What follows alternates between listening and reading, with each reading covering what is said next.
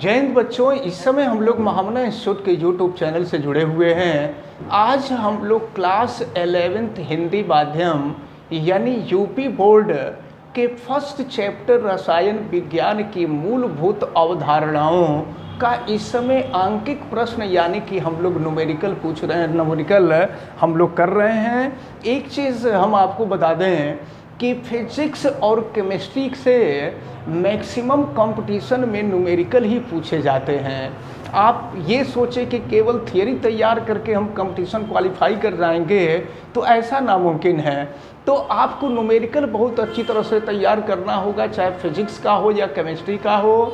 तो यहाँ पर हम आपको प्रश्न नंबर यानी एनसीईआरटी बुक का जो फर्स्ट चैप्टर है, फर्स्ट चैप्टर का क्वेश्चन नंबर 18 हम आपको बताने जा रहे हैं।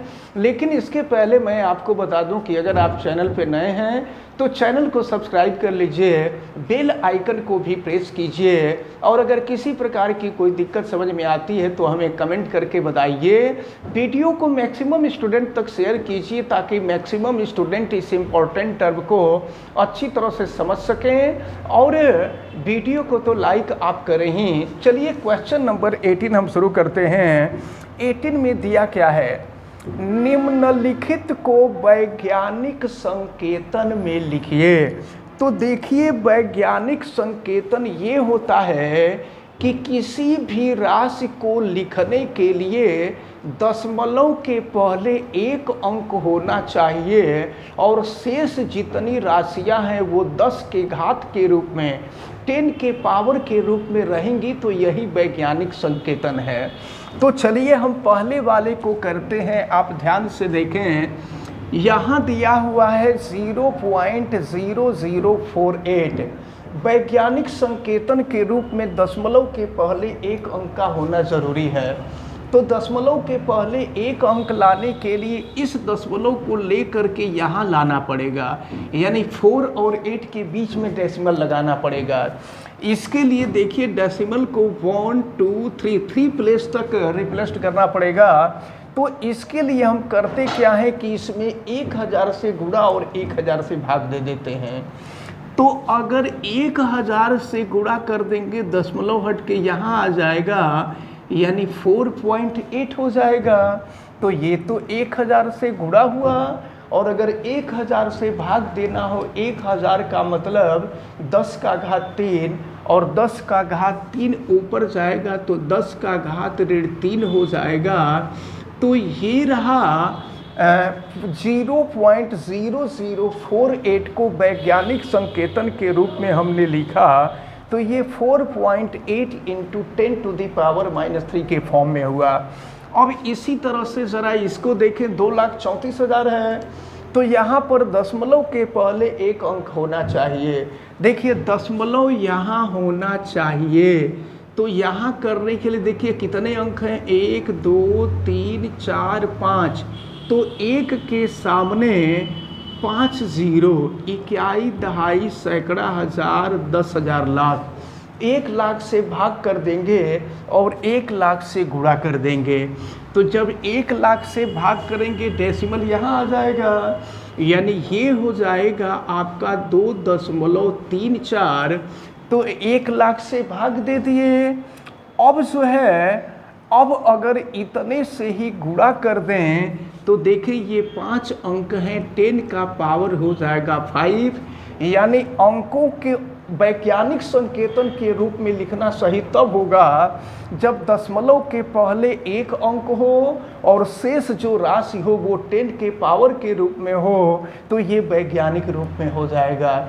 इसी तरह से हम थर्ड पे आते हैं। थर्ड में 8008 है। तो देखिए इसको वैज्ञानिक रूप से लिखने के लिए डेसिमल को यहाँ लाना होगा और डेसिमल यानी डेसिमल के पहले 1 डिजिट लाना होगा। और इसके लिए हमें करना क्या होगा कि इसमें 1000 से भाग और 1000 से गुणा करना होगा। चलिए हम 1000 से भाग दे देंगे तो 8.008 हो जाएगा। हम 1000 से भाग दे दिए और 1000 से गुणा कर देते हैं।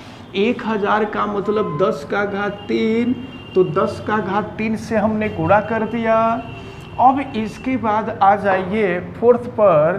तो ये 500.0 है। तो दशमलव के बाद इस जीरो का कोई बहुत विशेष मतलब नहीं है। लेकिन एक बात ध्यान से समझिए, वैज्ञानिक संकेतन के रूप में लिखना है तो वैज्ञानिक संकेतन के रूप में लिखने के लिए दशमलव यहाँ होना चाहिए। इसके लिए दशमलव को दो अंक बाईं ओर ले जाना पड़ेगा। तो 2 अंक बाईं ओर ले जाने के लिए इसमें हम 100 से भाग कर देंगे और 100 से गुणा कर देंगे। तो जब 100 से भाग देंगे दशमलव हट के यहाँ आ जाएगा तो 5.000 हो जाएगा। और इसके बाद ज़रा ध्यानपूर्वक देखें और फिर ये हो जाएगा 10 का पावर 2।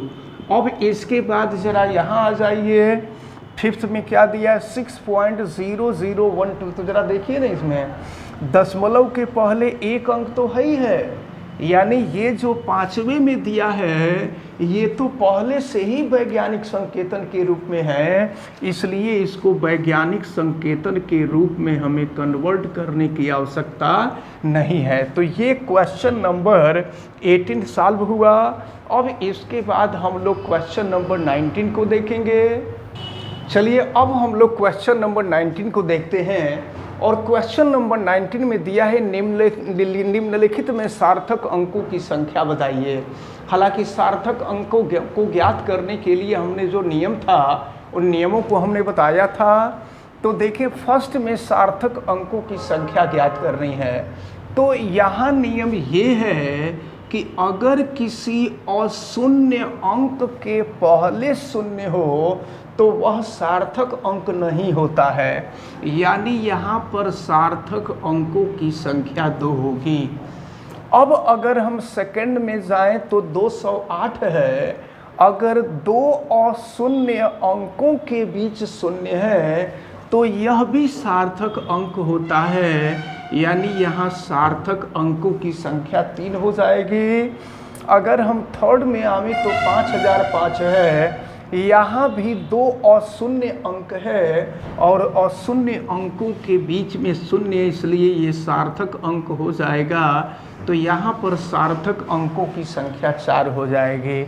इसके बाद यहाँ 1,26,000 है। तो ज़रा देखें, यहाँ पर अगर किसी अशून्य अंक के बाद शून्य हो तो वो भी सार्थक अंक होता है, यानी यहाँ पर जितने भी अंक हैं सभी सार्थक अंक हैं और सार्थक अंकों की संख्या 6 है। इसके बाद अगर हम 5वें पे आवें तो आपको पता है कि सार्थक अंकों की संख्या पर दशमलव का कोई प्रभाव नहीं पड़ता है। तो इसलिए यहाँ दशमलव भले है, लेकिन दशमलव के बाद या दशमलव के पहले वाले जितने भी जीरो होंगे सभी सार्थक अंक होंगे। तो अब देखते हैं कितने डिजिट हैं, 1 2 3 4 5, यानी सार्थक अंकों की संख्या यहाँ 5 होगी। इसके बाद छठे में देखें तो छठे में दशमलव भी है, जीरो भी है और ये सब अशून्य अंकों के बीच में है, इसलिए ये सभी सार्थक अंक होंगे और यहाँ पर सार्थक अंकों की संख्या हो जाएगी 5। तो इस तरह से क्वेश्चन नंबर 19 आपका सॉल्व हुआ। चलिए अब हम देखते हैं क्वेश्चन नंबर 20 है और क्वेश्चन नंबर 20 दिया हुआ है निम्नलिखित को 3 सार्थक अंकों तक निकटित कीजिए, यानी इसमें सार्थक अंकों की संख्या 3 होनी चाहिए।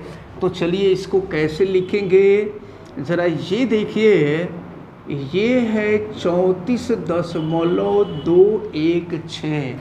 ये 6 जो है 5 से बड़ी संख्या है और अगर कोई संख्या 5 से बड़ी होती है तो उसको 1 मानकर उसके पहले वाले में जोड़ लेते हैं।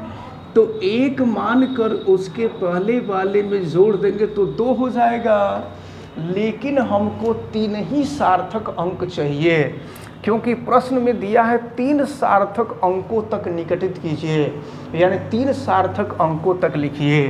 तो अब यहाँ पर 4 सार्थक अंक हैं, तो अंत का 1 2 हम हटा देंगे तो ये हो जाएगा 34.2, यानी इसका सही आंसर ये हो जाएगा। 3 सार्थक अंकों तक निकटित हो गया। इसी तरह से अगर हम सेकंड वाले को देखें तो सेकंड में देखिए क्या है, ये लास्ट में जो नंबर है यह 7 है और 7 5 से बड़ी संख्या है, तो इसको 1 मानकर इसके पहले वाले में हम रख देते हैं। तो ये हो जाएगा आपका 10.4107 है, इसको 1 मानकर इसके पहले वाले में लिख देते हैं। और एक बात देखिए, ये दशमलव के बाद जो राशियां हैं ये 5 से कम है, तब 5 से जब संख्या कम होती है तो उसका कोई मान नहीं होता है, तो 5 से ये कम है तो इसको छोड़ देंगे। लेकिन यह भी जो संख्या है ये भी तो 5 से कम है, तो इसको भी छोड़ देंगे, क्योंकि दशमलव के 3 अंक तक ही लिखना है। तो ये हो जाएगा आपका 10.4, ये 3 अंक तक निगेटिव हो गया। इसके बाद हम थर्ड वाले में देखते हैं। थर्ड वाले में भी हमको दशमलव के बाद, दशमलव नहीं बल्कि 3 अंक तक ही निगेटिव करना है। तो देखिए इसको हम क्या कर सकते हैं, देखिए ये जो 7 है, 7 5 से बड़ी संख्या है, तो बड़ी संख्या है तो इसको 1 मानकर इसके पहले वाले में जोड़ देंगे, यानी 9 में 1 जोड़ देंगे, तो फिर ये हो जाएगा 0.04। और देखिए 9 में 1 जोड़ देंगे तो 10 हो जाएगा, तो 6 हो जाएगा और 0 हो जाएगा। तो यहाँ पर सार्थक अंकों की संख्या 3 हो जाएगी, 4, 6 और 0, क्योंकि 3 अंक तक ही निगेटिव करना था। और इसके बाद हम फोर्थ वाले को देखें तो 3 अंक तक ही निगेटिव करना है। तो देखिए इसमें क्या करते हैं, ये जो लास्ट में 8 लिखा हुआ है इसको हम 1 मानकर इसके पहले वाले में जोड़ देंगे, तो 1 मानकर पहले वाले में जोड़ देंगे, तो ये हो जाएगा आपका यहाँ पर 1 मान लेंगे तो ये 281 हो जाएगा। तो इसके हो जाएंगे 3 सार्थक अंक, और 3 सार्थक अंकों तक ही इसको निगेटिव करना था। तो इस प्रकार हमें उम्मीद है कि क्वेश्चन नंबर 18, 19 और 20 ये तीनों क्वेश्चन आपको बहुत अच्छी तरह से समझ में आए होंगे। ये तीनों क्वेश्चन बहुत आसान थे। आप इन सब क्वेश्चन को अच्छी तरह से तैयार कीजिएगा। आप बेल आइकन को भी प्रेस कीजिएगा ताकि प्रतिदिन पढ़ने वाले वीडियो की सूचना आप तक पहुंचती रहे। और चैनल को पे नए हैं तो चैनल को सब्सक्राइब कीजिएगा। चैनल सब्सक्राइब करने के लिए यूट्यूब पे जाकर महामना इंस्टीट्यूट सर्च कीजिए और रेड कलर के सब्सक्राइब वाले बटन को क्लिक कर दीजिए, चैनल सब्सक्राइब हो जाएगा। और वीडियो को मैक्सिमम स्टूडेंट तक आप शेयर करें ताकि मैक्सिमम स्टूडेंट इसका बेनिफिट ले सकें। आप लाइक ज़रूर कीजिएगा, और अगर किसी प्रकार की कोई दिक्कत समझ में आती है तो आप हमें कमेंट करके बताइएगा भी। आप सभी लोगों का बहुत बहुत धन्यवाद। जय हिंद।